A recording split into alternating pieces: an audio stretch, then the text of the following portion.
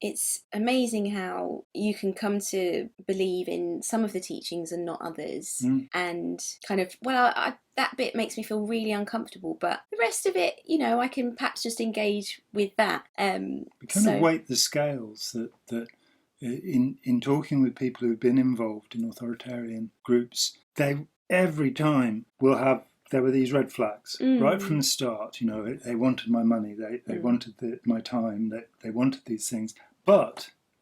And the scales change, the weight of those concerns changes with time. You realise that we need to be aware of our instinctive responses to things and go and think about the stuff that didn't seem quite right. Yeah.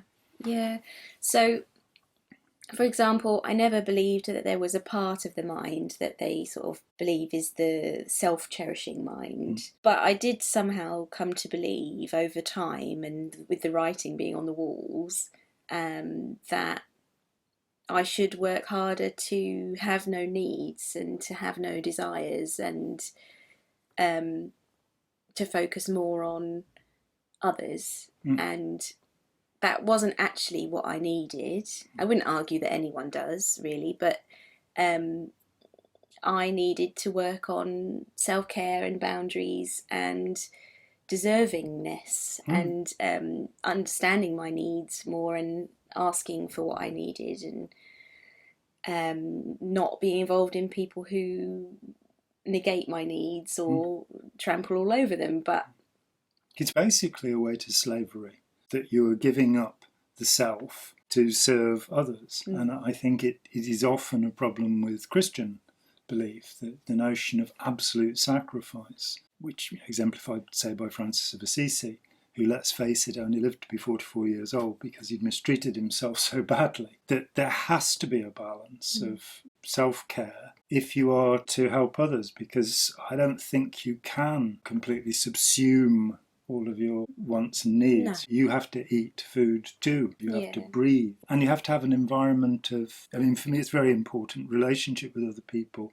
is everything. You know, how, you know, we have friends, that we have people we trust and love, people that when we're suffering we can go to who will hear us out, and vice versa, we'll help them when they're having problems. And so the self-cherishing mind, the idea, which is kind of the ego, kind of the that if you dissolve that, what would actually be left? It's like the story of the Indian guru who, if his followers didn't watch him 24 hours a day, he would wander off. He would just leave them. So they had to sort of keep him in prison so he would be able to teach them his wisdom. You get into these bizarre contradictions. Yeah, well, it's weird because I went to work and I spoke to my clients about self-care, but I didn't think that I needed it. And I'm not sure now whether some of that is a sense of worthlessness, and maybe some of it is even maybe a bit narcissistic. Like, in a way I can transcend those. So I think it was kind of both. Yeah. So I have a history of childhood emotional neglect. So to me, the teachings that kind of suggested that I don't matter and that I don't exist even, I think they kind of fed into the feelings I already had deep down in myself, which they never appear to me as like thoughts. I never have the thought I don't matter or I don't deserve, but I think the feelings were there, and it kind of took some of my trauma and made it seem more spiritual. Yeah. So hypoarousal, for example, can look quite spiritual. So a few people would say how calm I was, how much I could take, how much I could handle, how I never seemed distressed, and as if it was something that would make me a good Buddhist or made me further along some spiritual path than them. But actually, I was in distress, but I couldn't communicate that because I learned as a young person that it wasn't safe to communicate that. But I could still have, you know, adrenaline and cortisol going around my body, and you wouldn't visibly see. So hypoarousal means that you are more still, and that can look more as if you're more like Buddha. So I knew I had trauma, and I'd had various types of therapy, but I think because of the whole suffering brings you to the Dharma, and also, you know, it's part of the spiritual path, and some of those kind of trauma symptoms looking more like enlightenment. You know, if you're dissociated, yes. you would look more enlightened according to the NKT. And obviously people who have trauma tend to dissociate. So I just came to sort of believe that I was on some kind of path, and I don't know what exactly, because I didn't believe in enlightenment. I think as well because I was at uni for so long and I was used to studying to get somewhere. Yes. The thought of not getting anywhere, somehow developing, learning, graduating, somehow that model was set up quite strongly for me. And then becoming quite attached to the group over time, as you do, obviously. Of course. And starting to believe that it is some kind of privilege to be able to try and support each other spiritually. But what you're actually doing is you're all codependents, just using each other and triggering each other, and then lecturing each other with the ideology when you're in pain as a way to spiritually bypass the pain that you're actually triggering each other to feel, with all of your unmet desires and needs coming out in kind of covert ways. I mean, any group can become a folie à plusieurs, a madness of many, where you dissociate and avoid the things that are troubling to you. If you look at combat veterans who've been through something really grueling and terrible, there's nonetheless this sense of camaraderie among them. There's this good sense, and they have to exclude the trauma, very significant trauma often, they've experienced. And so the group comes together and they have their rituals and their uniforms and their way of drinking and their way of believing and behaving. And I think any human group will tend to do that. And the problem is that if you don't have the devil's advocate within the group, and we will all exclude the devil's advocate, then a narrative can be created that makes sense to the group. Yeah. You know? Yeah.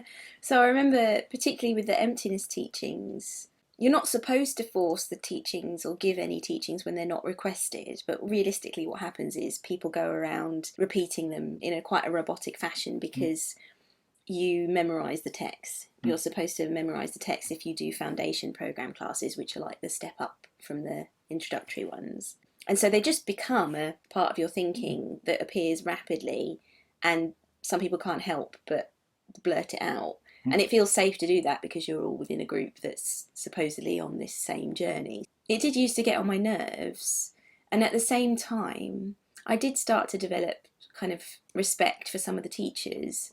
I think it's just a natural thing when someone's sat in a higher position than you and they've got this entourage of people paying them a lot of respect. It's hard not to believe that something must be going on, right? We know it's like about watching a troop of monkeys, basically. Yeah. Sadly. I would say I was sort of partially indoctrinated, if that's a thing, you know. And I think that it's very clear to me now that there is a hypnosis element, because I felt like I'd woken up from a spell when it all started to unravel when I left the group. Yeah, there's just a lot of invalidation, you know. You wouldn't tell your child when they're in distress that they don't matter and they don't exist and their feelings are meaningless. But that's basically what people were doing to each other. And I think, the sadist and the masochist sort of pair up quite often. So somebody like myself, I'd say I'm more masochistic. I would put up with being told these things.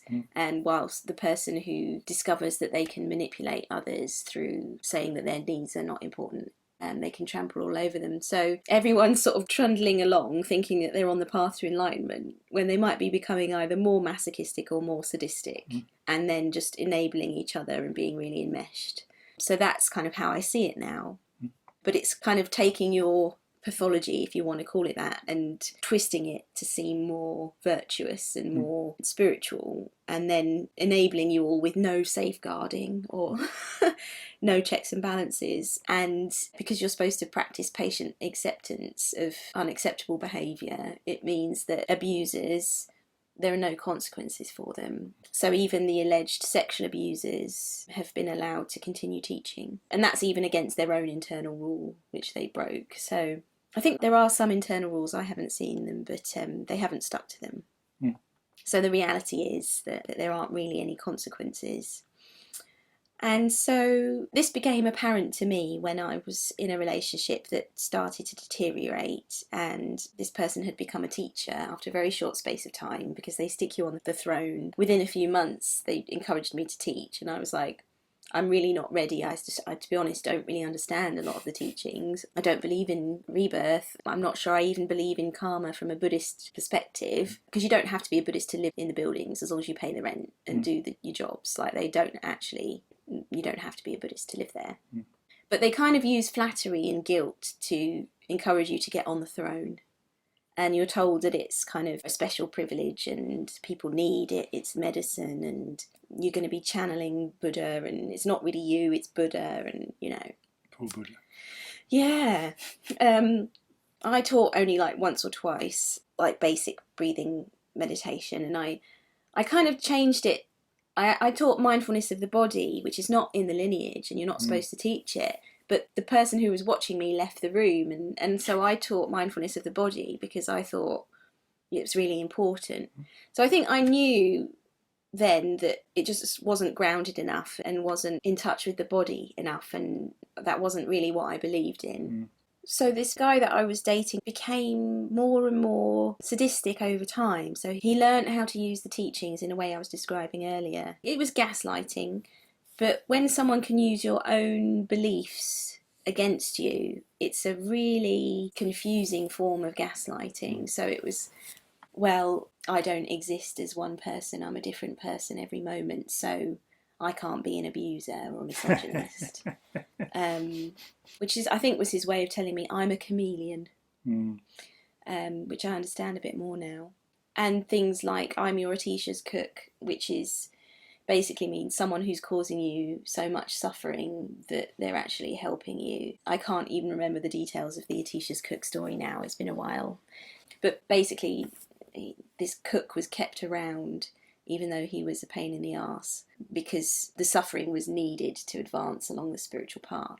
So he started to use these teachings to stop me saying that his behaviour was unacceptable. By that point, I'd been there like 18 months and I was starting to feel quite spiritually inadequate. Like I should be able to overcome how I'm feeling. So it was a very sick form of gaslighting. Yeah.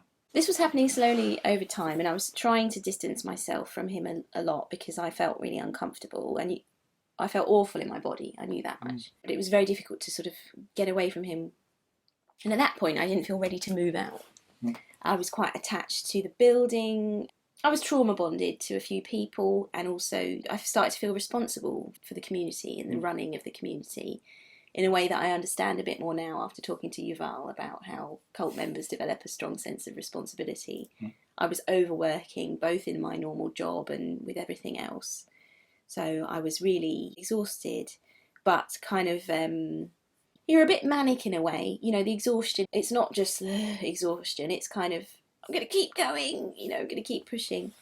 And then I'd found out that he was sleeping with someone else in the building. We had split up already, but when I spoke to him about it, he again used the teachings to say that I should be rejoicing in his happiness. Because in the NKT, they believe that you should never feel jealous. You should be able to rejoice in someone else's joy, even if it's exploitation. While they're enjoying torturing you, you should be able to appreciate that. Yeah. But this time it was different because he sent me in an email. And in black and white, I could see it a lot more clearer somehow than when it was spoken word. And I couldn't deny what he'd said because I could keep looking back at it. And he was actually sat on the throne when I read this email, spreading the wonderful Dharma. And it was obviously an attempt to manipulate me into enabling him to take advantage of the vulnerable working visitors which come and go from the building.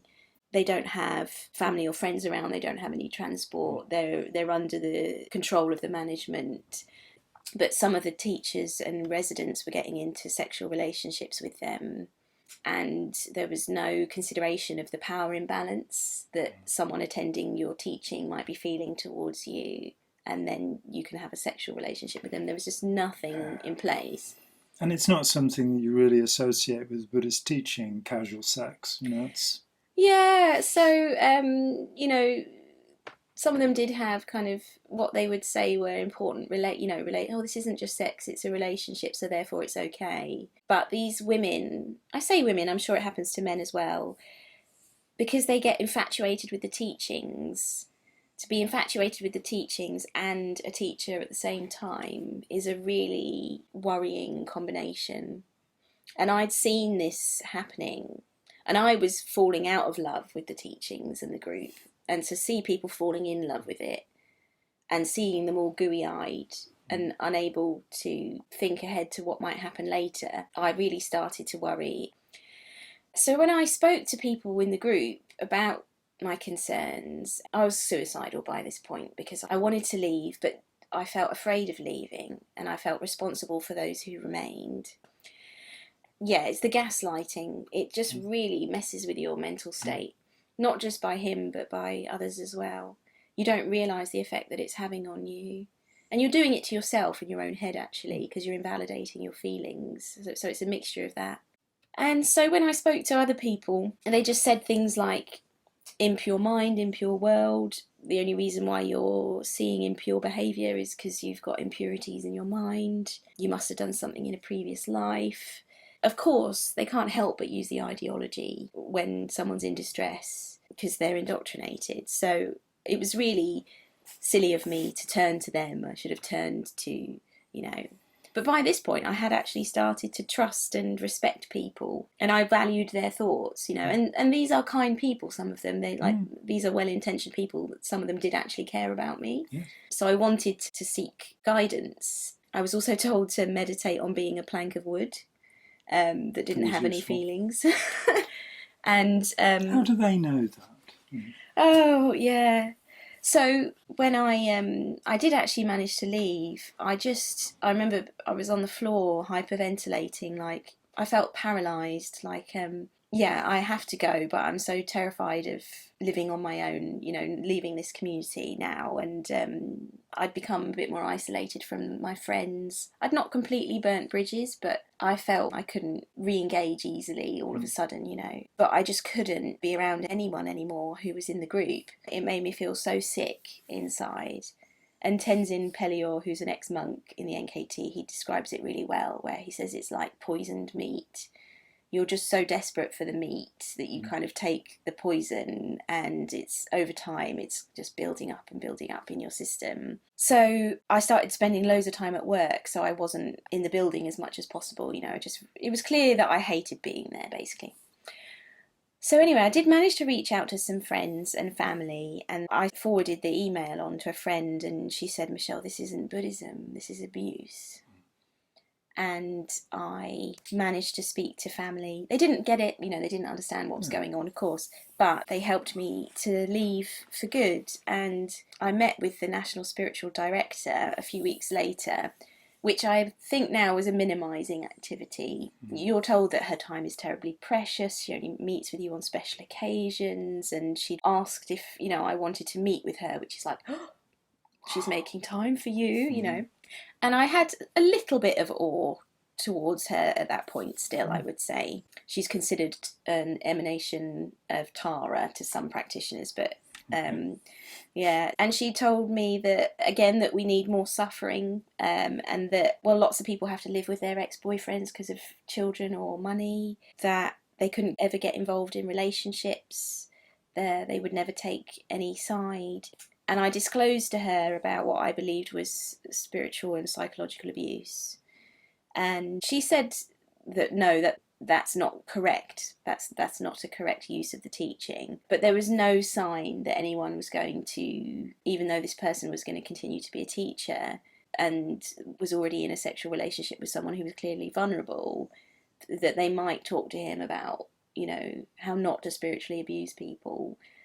She kind of made out that I was being weak by leaving and that I should be stronger. And a few people made that sort of suggestion that I could handle it because the greater good is more, the mission of the group is, if I just suddenly abandon then I was never serious about it in the first place. And that was, people used the metaphor of family to try and keep me there. He did that himself, said that I was his family. I don't personally have sex with my family members, but, No, it's best not. No. But this metaphor of family, now I see sexual relationships within the group as like incest, really. Because you've got this parent figure in the guru and you're all considered family and kind of like siblings. Absolutely. Really.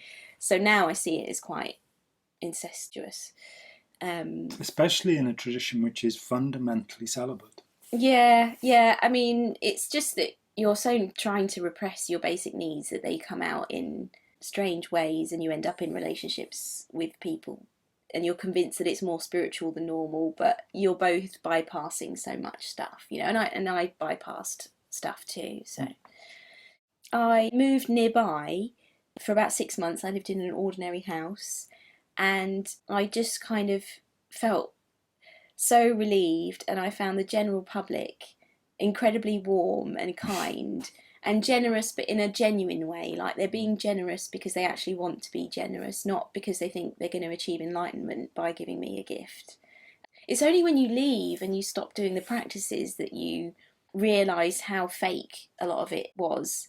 Because you're convinced that you're doing things for the benefit of all living beings, but really it's because you think that you're going to become something bigger or better or happier by doing these virtuous giving things.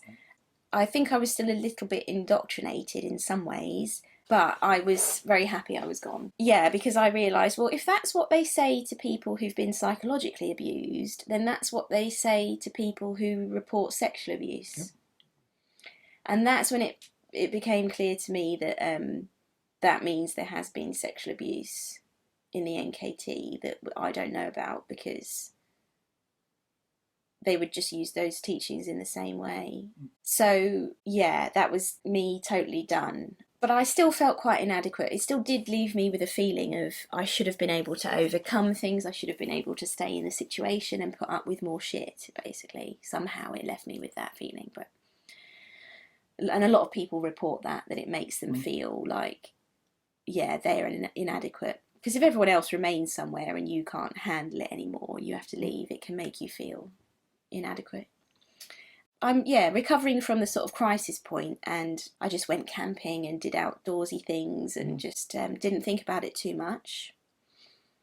And I didn't sort of read anything about the NKT for a while. I think I knew that I just needed to get away and rest and do soothing things rather than read anything too disturbing or whatever.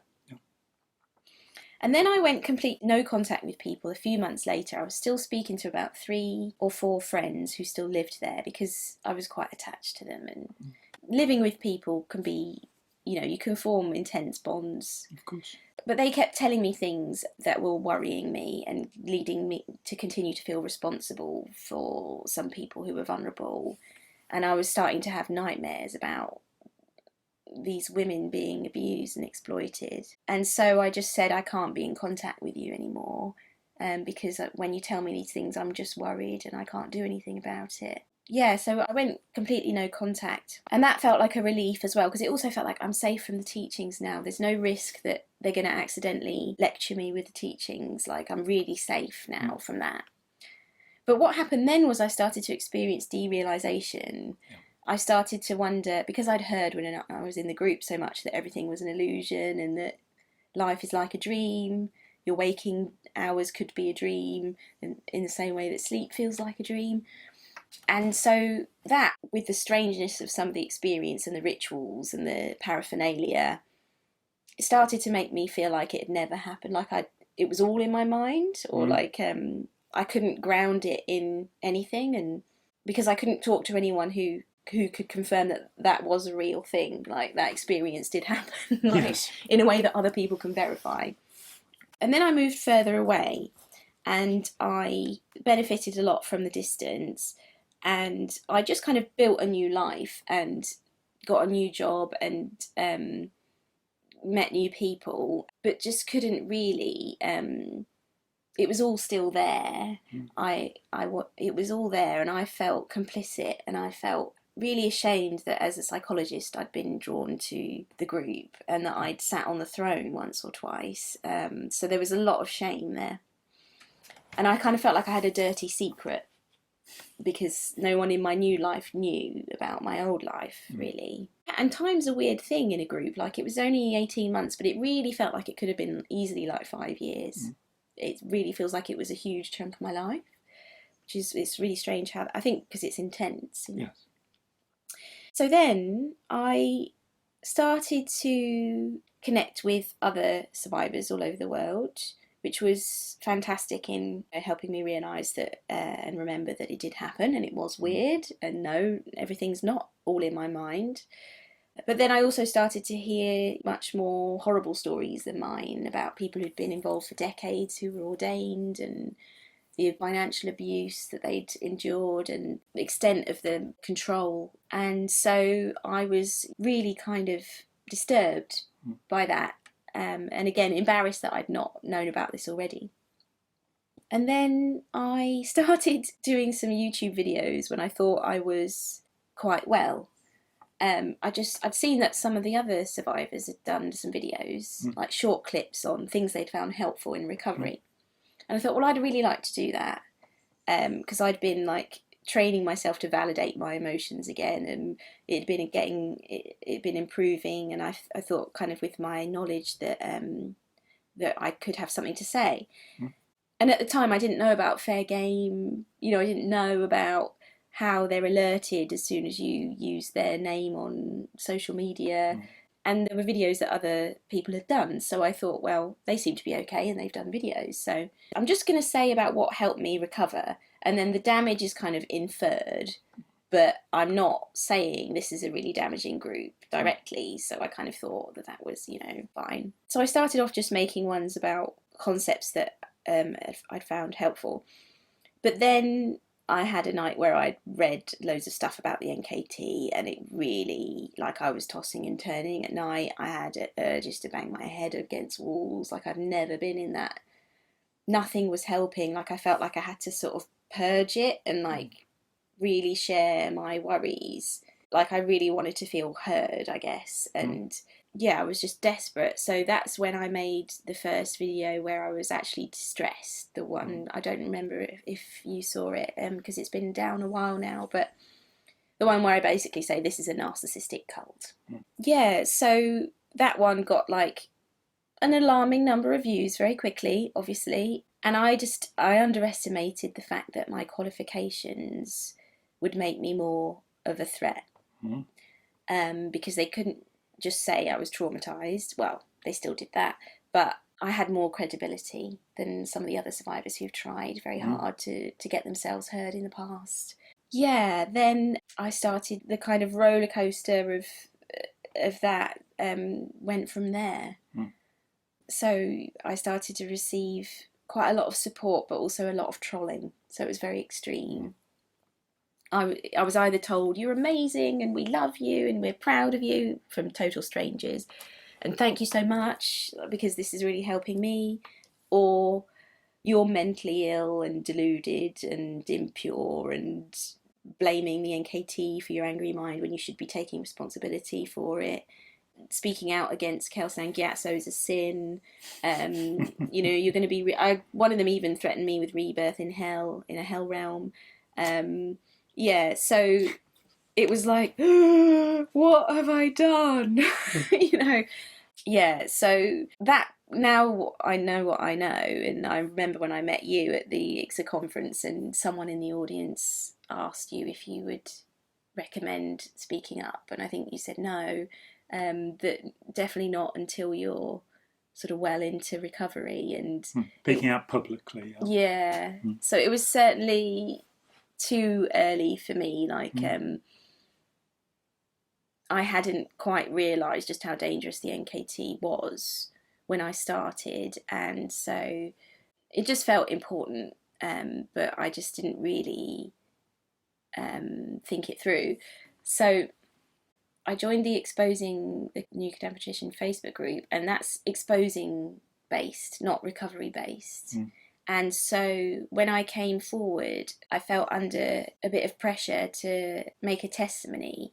And people were saying, oh, it would be really good if you wrote something as soon as possible, like whilst you're doing these videos and stuff. So I was more vulnerable than I realised, and the pressure to sort of expose them. Some people have said that they, in the past, that I've been told now, that they have felt pressured to write a testimony because there aren't that many. which is with good intention, you know, it's to protect people by making more testimonies available. But you can be very fragile for quite a long time. Of course. Yeah, so, and you're being thrown to the lions when you're fragile. So, so then I started receiving weird threats and warnings that would appear on my YouTube and then disappear.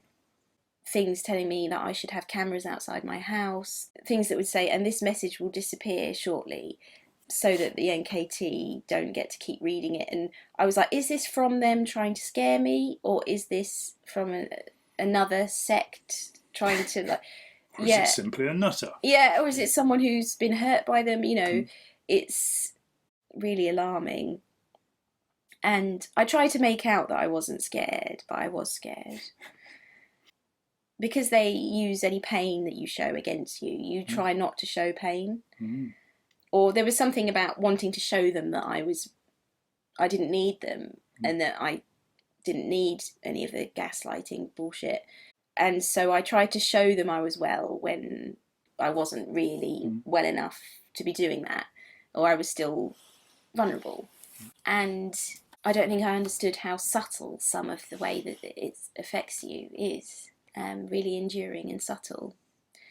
And now I sort of feel as if I was possessed that whole time. Like, even when I was speaking up in the beginning, like I was still under the influence of mind control in a way. Like, but also seeing how they were reacting to me was really like, oh my God, they're actually scared of me. Like, they started setting up automatic dislikes on my videos so that it would appear the second that the video went live. So it wasn't the number of dislikes that freaked me out, but the fact that they'd set up programs to do that. And that indicated that they really didn't want me saying what I was saying. Not that a dislike is really going to do much, but what they thought that would achieve, I don't know. And then when I called them out on it, they then stopped doing it. And I started to realise that they were watching absolutely everything that I said and then adapting their approach to counteract me, like a virus evolving, and I've been told that they do that. Yeah, so then I started writing my report, which was what I'd already, being able to connect with survivors and also using social media, I'd had a lot of feedback, and that had helped me to feel more confident in my intuition, which had been obviously affected, and also a lot of trolling. So then I included that and my analysis of that in my report. And I kind of thought, well, yeah, I've already done this. I've already made myself vulnerable, and I want to have something in writing to share, putting all of this together. And the others were supporting me to do that and saying what their perception and their experience was, which was really so validating and so important. But I was reading and hearing about lots of stuff that was triggering me and that was quite disturbing, and that really did confirm to me that the NKT was a dangerous cult, which part of you, you know, you're very wounded by that, the fact, you know, really coming to accept that that is the case. And it became quite addictive. So I, like, trying to get to the truth became quite addictive. And I don't think I realised the impact that the trolling was having on my mental state. You think people writing some nasty words just on a YouTube video wouldn't affect you that much, but just reading some of the callousness and the horrible cruelty and dismissal of trauma and any form of suffering from this compassion-based system. Yeah, it was really disturbing, and I would react to it a lot, you know. Of course. And I would attack them back, and it was awful at first. But I didn't want to block trolls because that felt like what a cult would do. I didn't want to not allow people to say anything, because then I thought they would accuse me of information control, basically. Yeah, so I think it is okay to control information if you're doing it.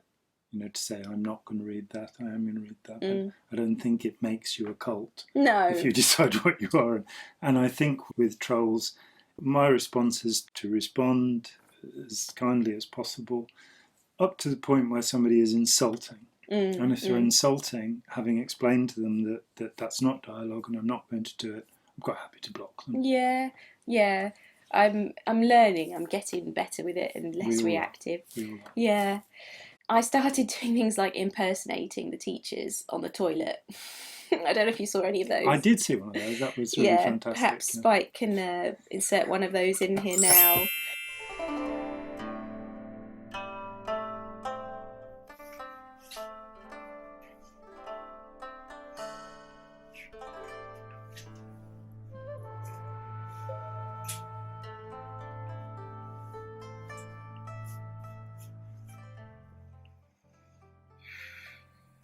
Hello, my pretties, and welcome to my Centre for Healing for Wounded ex-members of the NKT. Not only did you have the extremely fortunate karma to have the wonderfully fortunate opportunity to discover Kadampa, but you had the extraordinary karma to be able to leave so that you could discover me, the guru of the ex-cult cult. Who would have thought such a wonderful opportunity on your doorstep, in your very town? Generation after generation will benefit. Today I will be reading from my book, How to Be Normal Again. There is an older version available for ebook download because I really am so very generous. Today, precious insights from this wonderful gift from my heart. As one of my wonderful disciples, you are now free to think and feel whatever you wish. But you must remember that it is me, the guru of the ex-cult cult, who provided you with this precious gift of ex-Dharma. And you must spread the ex-Dharma to all future generations.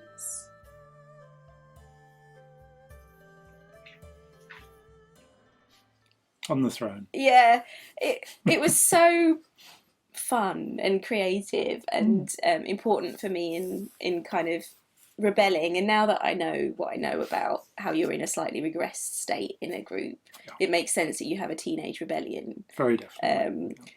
There was a lot of rage, but it was also kind of playful and like, I was really breaking out of the mental prison of the teachings totally. And but it was provocative as well. So, it was going to piss them off. But I didn't care then. I really did not care about consequences at all. It just felt like this has to happen, And so I've annoyed them, and I've also alerted them to what I'm doing and the fact that I'm writing a report through my videos. Not exactly stealthy. No. Like when people say, like, if you want to expose a narcissist, like, run. Well, I gave the narcissist loads of warning of what I was doing and loads of opportunities to attack me and let them know where I worked through having a LinkedIn profile, and then continued to take the piss by getting on the toilet throne after they attacked me. I really did not run. Yeah, so... Nor did I. No. Yeah. I was there for 12 years. Yeah. Wow. Not sitting on the toilet all that time, obviously. No.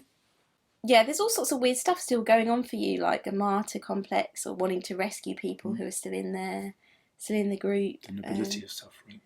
Yeah, and poor self-care and whatever. So And boundaries, like the abuse cycle and the trolling, after it really destroyed my boundaries. At one point I felt like they were inside me, under my skin, you know. It was just really, I was warned that they would attack me, but I'd seen some of the defamation propaganda by this point that they produce about ex-members, and it did make me feel sick, because it, you know, some of it really is sick, but because it's also looks so pathetic, you sort of go, oh, that's not going to stop me, you know, I'm sure I can handle it. But when they emailed my workplace, it triggered me so badly to see what they'd written. It was so insidious to pretend that they were a fellow concerned psychologist, to see the extent of the fake concern coming from the leadership. I was so in the abuse cycle that all I wanted to do was to expose what they were doing. And by being transparent and saying, look, I'm speaking my truth, they're continuing to lie, I wanted to expose them. And so I shared the email on social media, which unfortunately broke the data protection policy in my workplace. Of course. Yeah. Because it's a work property. And if I'd have been a permanent member of staff, I would have just got a warning. But because I was a contractor, you have less rights. And I also was not coping mentally by this point. I'm sure you know from your own experiences how much that can affect you. So we sort of came to a mutual agreement of, well, you'll have to be released from your contract, and we know, and you know, that like you're not actually coping now anyway, which is really annoying because they wanted to character assassinate me as mentally unstable. I've lost my job basically, and it felt out of my control. I hated the fact that they'd been able to make that happen, and through entrapment, really. So I was, quite a mess for a few weeks, but I was resting, and I took the opportunity to take a holiday. I was nervous about my employment, kind of, how would this be worded on my dismissal and stuff like that. So I was a bit nervous about getting another job lined up, but apart from that, I was all right. And I started to, my nervous system gradually started to kind of rebalance. Yes. And then I discovered www.drmichellehaslam.com. So I was in a hostel in Portugal, and I just had the urge to Google my own name. Okay. Yeah, thinking, I wonder if anything's been said yet about me. And it had, in a much more pathological and pathetic way than I ever could have predicted. So, yeah, they bought my name as URL, and which I suppose is my punishment for having my website, New Kadampa Tradition report. You got your back. Yeah, and it's my first reaction was kind of, I think I had a delayed reaction. I think it was like, I kind of laughed when I saw it, like, oh, for God's sake, like, how pathetic. But then over time it kind of began to sink in, just the lengths that they had gone to take bits of what I'd said, to twist them and then leave out the other bits just to make out that I was mentally ill, manifest psychiatric disorder, and that it was due to the death of my father, and the relationship, and nothing to do with the NKT. And it was just, I mean, I thought that I'd written that this is the kind of thing that they do in my report, so I thought that had kind of protected me somewhat. Like, I've called them out, so now if they do attack me, it's just going to confirm what I've said. But they just changed tactic from their old journalist called indie hack style to pretending to be this fake psychologist. yeah, so I mean, you've seen it anyway. So Yes, I have. the trauma from that is weird. It kind of took a while to develop, and then it feels like a psychic attack. You know, I know I made myself available on YouTube, but yeah, knowing that they probably worked together as a team to gather evidence against you, and harm you as much as possible. I sort of came to the conclusion that they would like it if I killed myself. Because if I killed myself, then they could say that everything I wrote was just because I was mentally ill. And then I would be quiet, basically. I don't think there would have been any remorse for attacking me at all. So, yeah,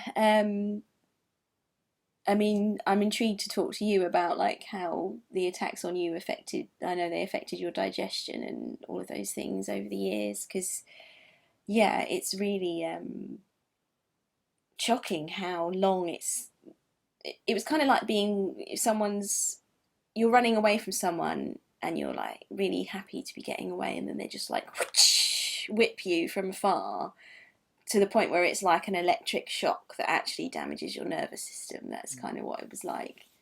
I definitely felt the narcissistic rage. But it's kind of good in a way that people can see what they do as a result of whistleblowing and what they do to ex-members, because it has shown people that just how culty they are, basically. And so I've had loads of lovely messages from ex-members saying that they were absolutely disgusted, and it's very clear to outsiders what it is. Yeah, I've kind of accepted it being there now. They change it and adapt it based on what I say. I made a video calling out some of their pathologizing language about my mental health, saying that nobody uses these terms anymore. So they changed them. Oh, see, that's good. Yeah. You were helpful to me. It's so relentless. I hope you're storing the page. You know, yeah, so yeah. you can show the comparison. Yeah. So it's probably going to remain up for a while. I did used to worry about it affecting my career prospects, but yeah, any psychologist who sees that as a reason not to employ me isn't one that I want to work for or with. So yeah, and it's a perverse situation where somebody steals your name so that they can besmirch it, and you know that if that has an effect upon a potential employer, then as you say, you don't want to work for them. No. Yeah. Why don't we round this up here, and then we can talk separately about recovery if you still have any remaining energy. Mm. Great. Yeah. Okay.